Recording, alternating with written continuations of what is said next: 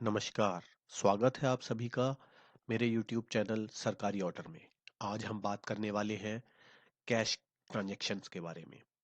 Cash किस प्रकार से हम किसी को ले सकते हैं, दे सकते हैं? क्या इसके लिए कोई सरकार की तरफ से कोई गाइडलाइंस है? हम कितना पैसा किसी को दे सकते हैं, कितना पैसा किसी से ले सकते हैं कैश में? तो उसके लिए कोई सरकारी ऑर्डर्स हैं? क्या हम किस प्रकार से इस पैसे की लेन-देन हमें करनी चाहिए? क्या हमें कोई नोटिस आ सकता है? अगर आ सकता है तो कितने वर्षों में आ सकता है? अगर हमसे कोई ऐसी ट्रांज़ैक्शन हो गई है तो उसको हम किस प्रकार से सुधारें और आगे किस प्रकार से हम ध्यान रख सकते हैं?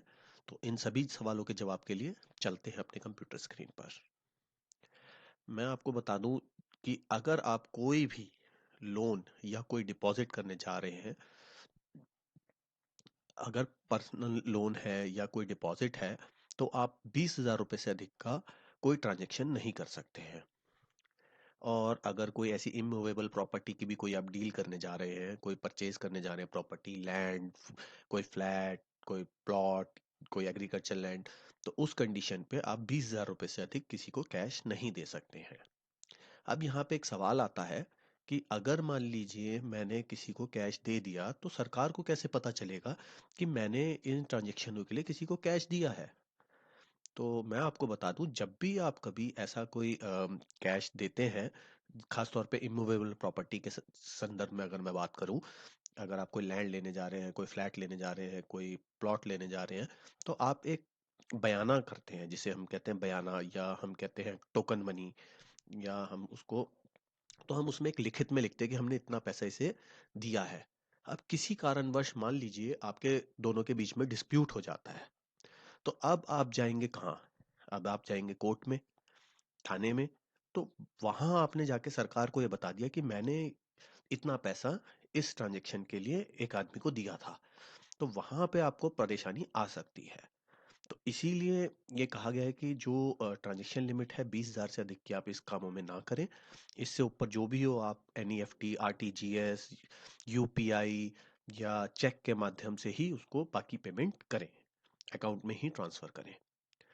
अब ये तो बात हो गई लोन्स की, और अगर आप इमूवेबल प्रॉपर्टी की बात कर रहे हैं, तो क्या हम जब ये पैसा लोन लेते हैं बैंक से, तो तब भी हम क्या नहीं ले सकते? तो ऐसा नहीं है। बैंक, गवर्नमेंट इंस्टीट्यूट्स जितने भी हैं, उनसे अगर आप कोई भी कर रहे हैं, तो वहाँ पे ये कंडीशंस अप्लाई नहीं होती हैं। तो मतलब अगर आपने लोन लिया और आपने अपने अकाउंट से कैश निकाल लिया, तो उसमें कोई परेशानी की बात नहीं है। अब आते हैं हम इसके अलावा अगर कोई ट्रांजैक्शन करते हैं, जैसे कि लोन और डिपॉजिट तो हो गया। तो लोन और डिपॉजिट के लिए तो मैंने आपको बता दिया 20,000 रुपये का है लिमिट। अगर इसके अलावा एनी अदर ट्रांजेक्शन हम करते हैं तो क्या होगा? तो उस कंडीशन पे आप 2 लाख रुपए, 2 लाख रुपए तक की कोई भी ट्रांजेक्शन आप कैश में कर सकते हैं। जैसे आपने अपने किसी रिलेटिव के पास कोई पैसा लिया, दिया करा, किसी कार्य से, किसी काम के लिए कोई गिफ्ट दिया, ठीक है ना?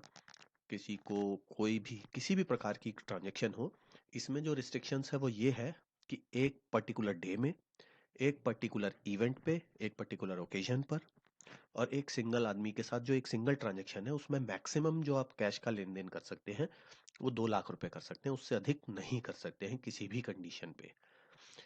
तो इस चीज़ का आपको बहुत ध्यान रखना चाहिए कि 2 लाख से ऊपर का, अधिक का किसी से भी कोई कैश लेन देन ना करें। यहाँ पे 2 लाख के बाद कोई लिमिट नहीं है, 2 लाख से ऊपर कोई भी ट्रांजेक्शन आप कैश में नहीं कर सकते हैं। उसके लिए आपको एनईएफटी, आरटीजीएस या जो अन्य माध्यम है, चेक है, उन्हीं के द्वारा आपको पेमेंट करनी चाहिए। तो 2 लाख से ज़्यादा की आप कोई भी ट्रांजैक्शन नहीं कर सकते हैं। यहाँ पे बहुत सारे लोगों के दिमाग में बहुत सारे क्वेश्चन आ रहे होंगे कि हमें यूपीआई से कितने की ट्रांजैक्शन लिमिट्स कर सकते हैं, बैंक ट्रांसफ़र कैसे कर सकते हैं। तो उसके लिए मैं एक सेपरेट वीडियो बना दूंगा, क्योंकि ये वीडियो बहुत लंबा हो जाएगा। यहाँ मैं सिर्फ आपको ये बता रहा हूँ कि आप कैश ट्रांजैक्शन कितनी कितनी कहाँ कहाँ कर सकते हैं और कहाँ कहाँ नहीं कर सकते हैं। इसके बाद आता है, अगर आप कोई भी कैश ट्रांजैक्शन कर रहे हैं तो उसमें आपको बहुत सारी बातों का ध्यान रखना पड़ता है। वरना इसमें जो पेनल्टी होती है वो पेनल्टी ये होती है कि अगर मान लीजिए आपका किसी भी कारणवश इनकम टैक्स को पता चल जाता है, तो जो भी अमाउंट आपने ट्रांजैक्शन किया है उस पूरे अमाउंट तक की आपको पेनल्टी करी जा सकती है। इसके बाद हम आते हैं नीचे चलते हैं। जो जैसे आप इनकम टैक्स में अपना रिबेट लेते हैं, तो जो बिजनेसमैन हैं खास तौर पे, ये उनके लिए एप्लीकेबल है कि 10,000 रुपये से ज़्यादा का वो नहीं कर सकते हैं। उससे ऊपर पे फिर उनको कोई भी टैक्स में रिबेट जो नहीं मिल पाएगी, अगर उन्होंने उसमें 10,000 से ऊपर का कोई भी अमाउंट कैश में बुक कर रखा होगा तो।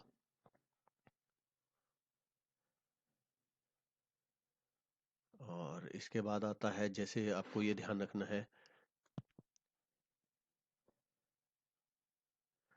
कि कैश डोनेशंस हम जैसे कई बार देते हैं, 80G में डोनेशन करते हैं, तो 80G की जो डोनेशन है उसमें भी आपको ये ध्यान रखने वाली बात है कि 80G की जो भी डोनेशन आप करें, 2,000 रुपये से अगर अधिक है तो वो आपको चेक के माध्यम से या ऑनलाइन माध्यम से ही करनी है, वरना आपको उसकी इनकम टैक्स में रिबेट नहीं मिलेगी। जो आप किसी को भी, अगर आप 2,000 रुपये से ऊपर का क्या नाम है, डोनेशन करते हैं।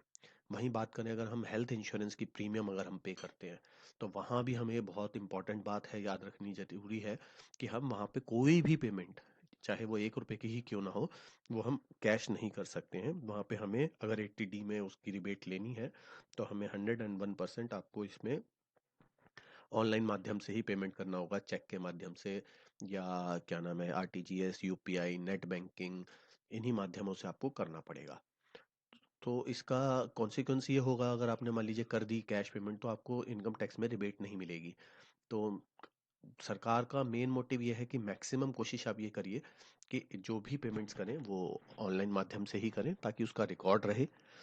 और इसमें भी बहुत सारी पेमेंट्स के ऊपर मैं आपको बता दूंगा कि कितनी, जैसे कि अगर आप किसी को ज़्यादा अमाउंट ट्रांसफ़र करते हैं तो उस पर आपको TDS काटना होता है।